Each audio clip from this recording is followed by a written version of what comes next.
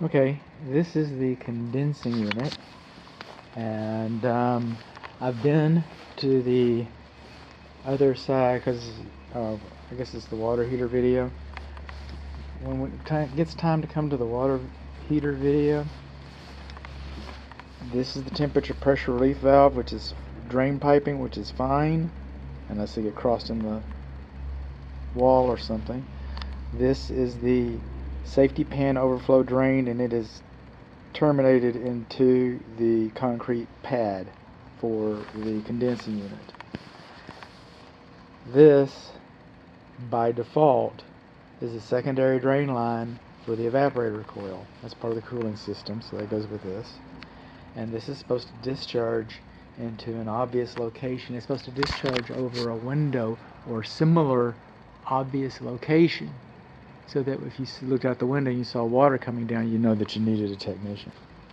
Speaking of water coming down, I've also learned, and we know, that we do not have a rain diverter, we don't have a rain gutter, nor do we have a rain diverter to keep water from splashing down on your condensing unit and causing damage to the condensing unit and causing premature wear and tear. We don't have that.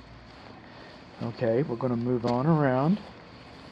And this is the electric service receptacle. This is fine. It used to be labeled as GFCI, but it no longer is. This is the electric service disconnect for the condensing unit. And so there we go.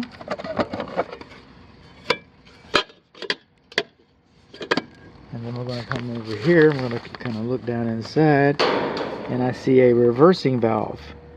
So this condensing unit is a condensing unit, but it is also one half of the heat pump system.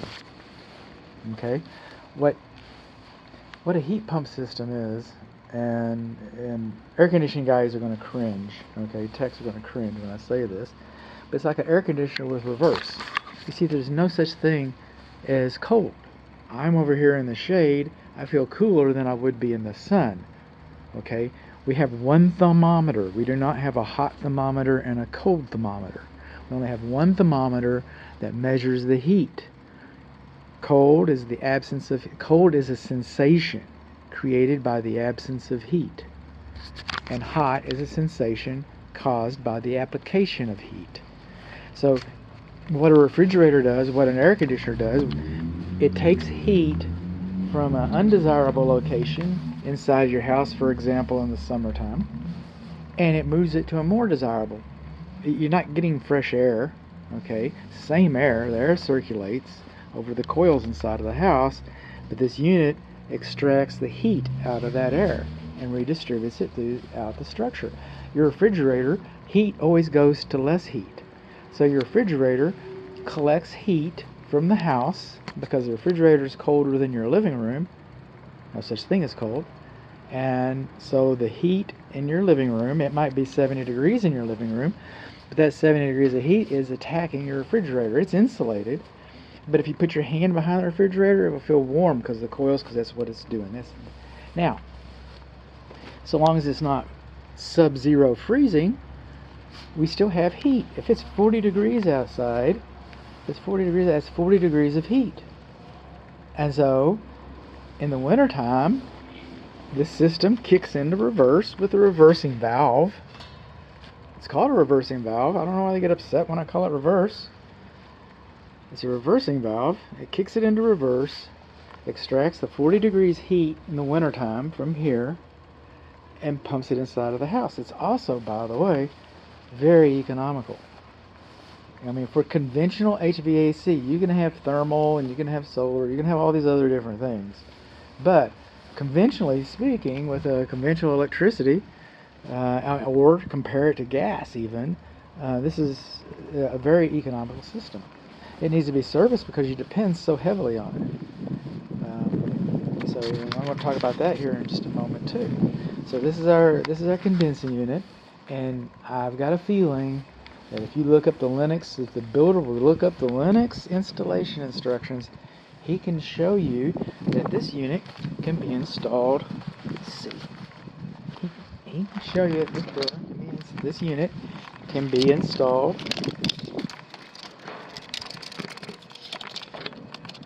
9 inches from the wall.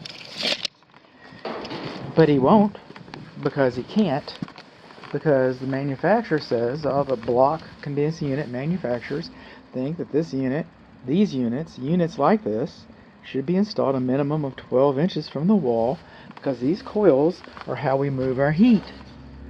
And so now we've restricted our airflow over here. It's like having dirty coils because it's 2 inches closer to the house. Only 2 inches, I get it. Not the end of the world, I get that too.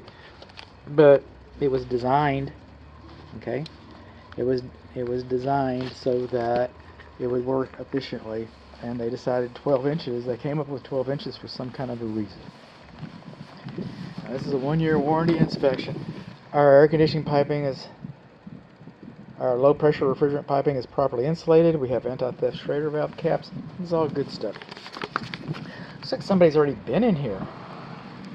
Somebody's already been working on this thing. Huh. I don't know what that's about. But we learned that we've got a 4-ton system. It's 1 year old. We expected that. It's 40 amps. However, there's a 50 amp fuse. Okay, so this is overfused. Fuses trip when they get too hot. Okay, so if you've got a 40 amp fuse, 40 amp system, and it's on a 50 amp fuse, it can run in a critical mode and cause damage to the system. That's why we put the breakers there. Those are safety devices for the equipment, or fire prevention devices for the structure. But it's supposed to be fused properly. This is not properly fused.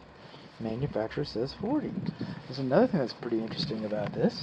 I'll get over here and look at it. And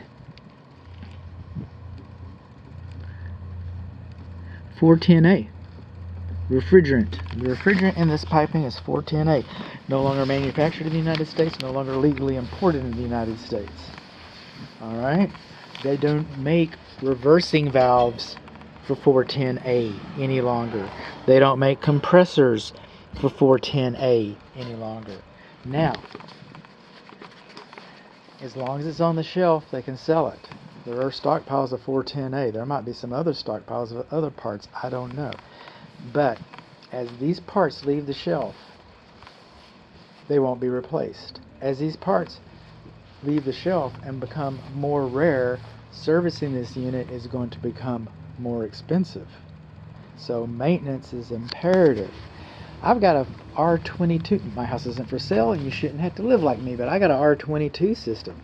I'm going to miss the 410 cycle altogether, hopefully, if it keeps running. There's no reason, as long as I got an air conditioner, there's no reason just to update it just because you want to. I mean, it's just plugging along fine. There's no reason to update this system. Okay, if it's working, it's working. But just know that your prices are going to start increasing. All prices increase anyway, you know. Entropy, I mean, you can't stop that, but still, the prices to service this are going to escalate. Now, here's another thing.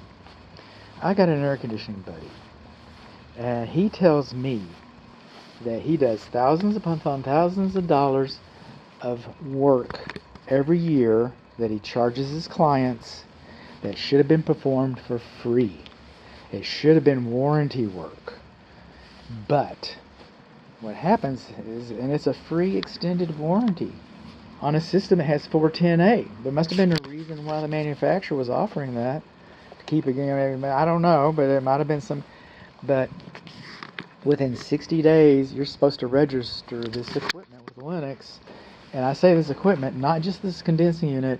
I'm also talking about if you should have that's a fresh air induction vent. So if you've got a fresh air induction vent fan, it may be passive or not, but that needs to be registered with the manufacturer along with your condensing unit.